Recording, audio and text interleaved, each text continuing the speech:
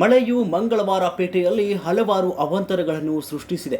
ಮಂಗಳವಾರ ಪೇಟೆ ಸರ್ಕಾರಿ ಶಾಲೆಯ ಹಿಂದಿನ ಜನವಸತಿ ಪ್ರದೇಶದಲ್ಲಿ ಮಳೆ ನೀರಿನ ಜೊತೆಗೆ ಕೊಳಕು ನೀರು, ಚರಂಡಿ ನೀರು ಮತ್ತು ಚರಂಡಿಯ ಕಸವೆಲ್ಲ ಮನೆಗಳಿಗೆ ನುಗ್ಗಿ ಜನರಿಗೆ ತೀವ್ರ ತೊಂದರೆ ಅನುಭವಿಸುವಂತಾಯಿತು.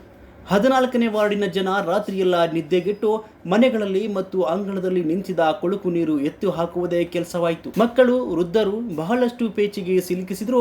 ನಗರಸಭೆಯ ಸದಸ್ಯ ನೂರ್ ಪಾಷಾ ಅವರ ಗಮನಕ್ಕೆ ಹಲವಾರು ಸಲ ತಂದ್ರು ಮಳೆ ನೀರು ಬೇರೆಡೆ ತಿರುಗುವಂತೆ ಮಾಡಲು ಮತ್ತು ಕಾಲುವೆಗಳ ಸ್ವಚ್ಛತೆಗೆ ಕ್ರಮ ಜರುಗಿಸುತ್ತಿಲ್ಲ ಅಂತ ಅಲ್ಲಿನ ಜನವಸತಿ ಪ್ರದೇಶದ ಜನವಾಹಿನಿ ಮುಂದೆ ನೋವು ತೋಡಿಕೊಂಡ್ರು. ఇప్పుడు ఎవరు కాలువ